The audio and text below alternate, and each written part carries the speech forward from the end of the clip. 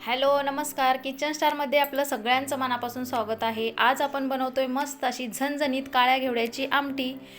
तर वेळ वाया न घालवता तुम्ही जर माझ्या चॅनलला सबस्क्राइब केलं नसेल तर सबस्क्राइब करून घ्या, बेल आयकन प्रेस करा जेणे की सर्व नवनवीन व्हिडिओ तुमच्यापर्यंत पहिल्यांदा पोहोचतील। तर चला आपण रेसिपीला स्टार्ट करूया। तर मी इथे पाहू शकता तुम्ही, आणि मी काळ्या घेवड्याची आमटी बनवणार आहे। त्याच्यामध्ये लाल माठ टाकणार आहे।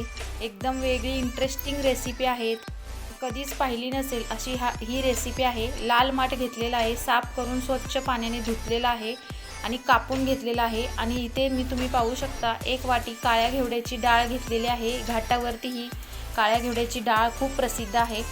तर ही काळ्या घेवड्याची डाळ एक वाटी मी कुकरमध्ये घालते आणि त्याच्यामध्ये आता आपल्याला लाल माठ मी स्वच्छ धुवून कट करून घेतलेला आहे।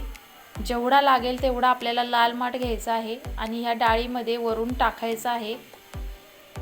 तुम्ही पाहू शकता या प्रकारे खूप अप्रतिम अशी ही सुंदर मस्त अशी लाल माठाची काळ्या घेवड्याची आमटी बनते।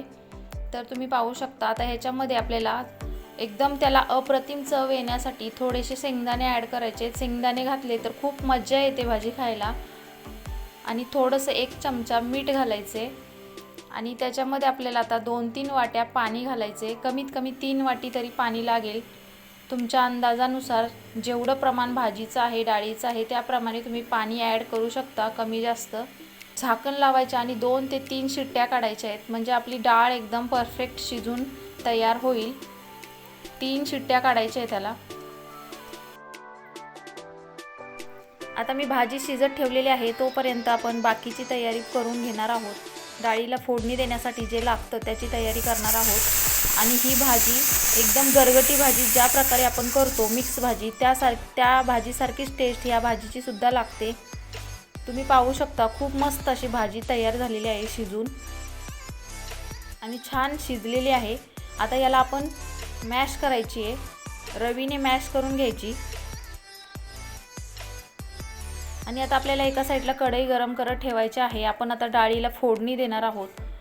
तर तुम्ही पाहू शकता इथे मोहरी टाकलेली आहे अर्धा चमचा, जिरं टाकलं अर्धा चमचा आणि मस्त आता आपली फोडणी तयार करायची आहे। लसूण टाकायचे, कढीपत्ता, लसूण आणि थोडीशी 2 हिरव्या मिरच्या घालायच्या आहेत आणि खमंग अशी आपली फोडणी आता रेडी आहे। फोडणी द्यायची आपल्याला डाळीला।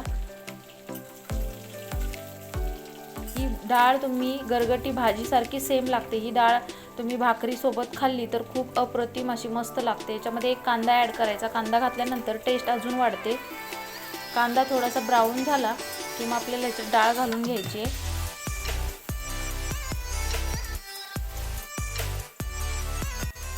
आता इथे मी ॲड करते थोडीशी हळद आणि 2 चमचे लाल तिखट, कारण माझं तिखट जे आहे ते एकदम कमी तिखट आहे म्हणून मी 2 चमचे ॲड केलेलं आहे।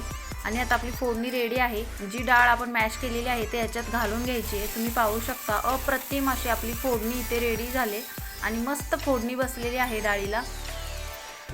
खूप चविष्ट अशी ही डाळ लागते, एकदा नक्की करून पहा तुम्ही।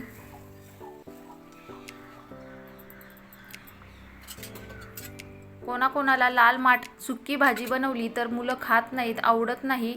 त्याच्यामुळे ही अशी घेवड्याची डाळ टाकून जर तुम्ही ही भाजी बनवली तर खूप मस्त आणि सुंदर लागते आणि लहान मुलं आवडीने खातात। तर इथे तुम्ही पाहू शकता आपली भाजी रेडी झालेली आहे।